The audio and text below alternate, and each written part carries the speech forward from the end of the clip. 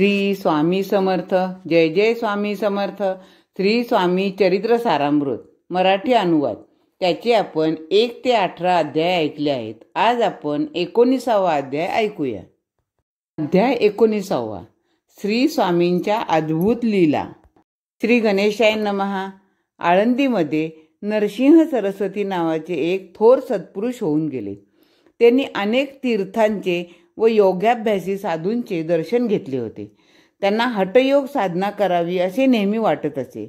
म्हणून त्याविषयीचे पूर्ण ज्ञान असणाऱ्या सद्गुरूंच्या शोधात त्यांनी पुष्कळ भ्रमंती केली, पण उपयोग झाला नाही.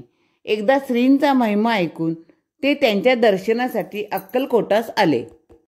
ते जेव्हा स्वामींच्या समोर आले तेव्हा त्यांचे मनोगत जाणून अंतर्ज्ञानी श्रींनी त्यांना ऐकू जाईल अशा तऱ्हेने आज्ञा चक्रभेदातला एक श्लोक म्हटला.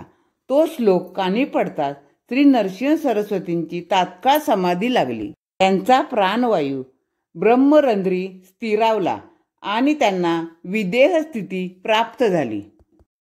काही वेळाने देहभानावर येतात त्यांनी सद्गदित अंतकरणाने श्रींचे चरण धरले आणि कार्यभाग साधला म्हणून श्रींची अपार स्तुती केली. त्यानंतर त्यांनी आळंदीत वास्तव्य केले. तेथे अनेक धर्मकृत्ये केली. त्यांना अनेक सिद्धी अवगत होत्या, त्यामुळे ते खूप प्रसिद्ध झाले. असेच एकदा ते श्रींच्या दर्शनासाठी अक्कलकोटास गेले असता श्रींनी त्यांना सिद्धींना सोडून दिले तर तुझे जन्मकल्याण होईल असे सांगितले. त्यानुसार त्यांनी सिद्धींचा वापर थांबविला आणि भगवत कार्यासाठी आपले जीवन वेचले. आद्य क्रांतिकारक वासुदेव बळवंत फडके एकदा श्रींच्या दर्शनात आले होते. त्यांनी आपली समशेर श्रींच्या हाती सोपवली व दूर जाऊन बसले. श्रींनी ते खडक आपल्याला दिले तर आपले देशकार्य सिद्धीत जाईल असे त्यांना वाटत होते, पण श्रींनी ते खडक तरवडाच्या झाडावर टाकून दिले. तेव्हा आपल्या कार्याला श्रीचा आशीर्वाद नाही हे त्यांना तात्काळ उमगले, पण तरीही त्यांनी ती तलवार उचलली आणि स्वस्थानी परतले. पुढे सरकारने त्यांचे बंड मोडून त्यांना अटक केली आणि तुरुंगातील हाल अपेष्टा सहन करीत त्यांचा दुर्दैवी अंत झाला. सरदार तात्या भोसले श्रींचे भक्त होते. आपल्या मृत्यूसमयी त्यांनी श्रीचरणी धाव घेऊन वाचवण्याची विनंती केली.